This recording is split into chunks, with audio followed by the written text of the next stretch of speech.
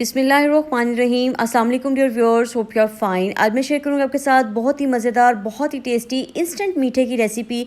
अगर अचानक से आपके घर में मेहमान आ जाएं तो ये झटपट सी रेसिपी आप तैयार कर सकते हैं। यकीन माने कि ये इतनी कम बजट में बनती है, लो बजट रेसिपी है, बहुत टेस्टी बनती है और इसको बहुत आसानी से आप घर में तैयार कर सकते हैं। बहुत कम लोग इतनी खिली खिली सेवइयाँ तैयार कर पाते हैं। अगर आप भी चाहते हैं आपकी सेवइयाँ भी ऐसी खिली खिली बने तो आपने मुकम्मल रेसिपी को फॉलो करना है। चैनल पे नए हैं तो चैनल को सब्सक्राइब करना मत भूलिएगा। चलिए जी रेसिपी को शुरू करते हैं। यहाँ पर हम एक पैन लेंगे। पैन में हम शामिल करेंगे आधी प्याली के करीब चीनी। अगर आप तेज़ मीठा पसंद करते हैं तो आप 1-2 खाने के चम्मच ज़्यादा शामिल कर सकते हैं, लेकिन ये एक आइडियल मीठा होगा। इसके साथ हम शामिल करेंगे यहाँ पर 1.5 प्याली दूध। जिस प्याली से आपने चीनी को मैयर किया है उसी प्याली से आपने दूध को मैयर करके इसमें शामिल कर देना है। आप इसको पानी से भी बना सकते हैं। पानी की भी रेशो यही रहेगी, आधी प्याली चीनी और 1.5 प्याली पानी शामिल कर लें। दूध से बनाने से इसके जायके में फ़र्क आता है।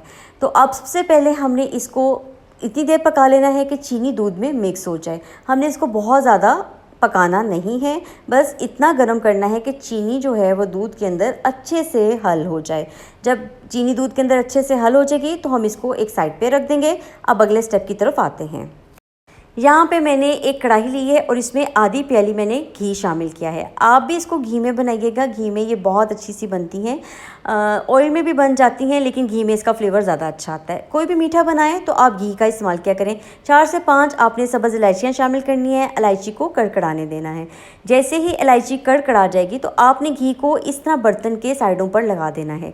इसका क्या फ़ायदा होगा कि जब हम इसमें सेवइयाँ डालेंगे तो भुनाई के वक्त वो ज़्यादा चिपकेंगी नहीं और बहुत आसानी से बहुत अच्छी सी भुनाई हो जाएगी। यहाँ पर मैंने 120 ग्राम का जो सेवइयों का बारीक सेवइयों का पैकेट होता है वो लिया है। आपने बारीक सेवइयों से ही बनाना है। इस डिश की यही क्वालिटी है। आपने इसको बस अच्छे से घी के अंदर भुनाई कर लेनी है। आप देखिएगा कि इतनी बारीक सेवइयाँ कितनी खिली खिली और कितनी ज़बरदस्त सी ये स्वीट डिश तैयार होगी और झटपट तैयार हो जाएगी। बस आपने सेवइयों को 1 से 2 मिनट के लिए मीडियम फ्लेम पर अच्छे से घी में भुनाई कर लेनी है।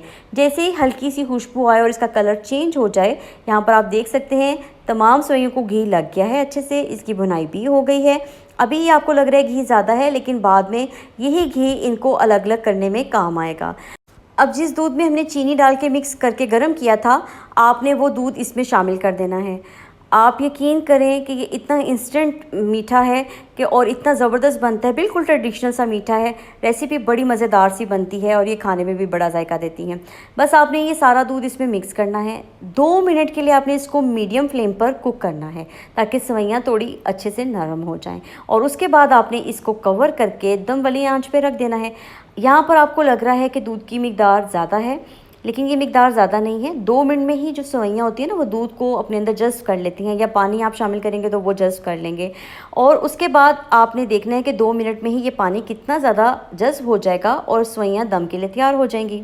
अब यहाँ पर आप देख सकते हैं कि ये दम के लिए तैयार हैं। कवर करें इसको और 10 मिनट के लिए आपने इसको दम वाली आंच पे रखना है। अब बस इसको दम खोलते वक्त जैसे चावलों का दम खोलते हैं वैसे ही खोलना है। इसमें थोड़ी स्टीम होती है तो ये आपको लगता है एक दूसरे के साथ चिपक गई हैं, लेकिन जब आप इसको आहिस्ता आहिस्ता खोलेंगे तो जैसे ही हवा के साथ कांटेक्ट में आती हैं तो ये सेवइयाँ जो होती हैं वो बिल्कुल सेट हो जाती हैं, बिल्कुल अलग अलग खिली खिली अलग अलग दाना बनेगा।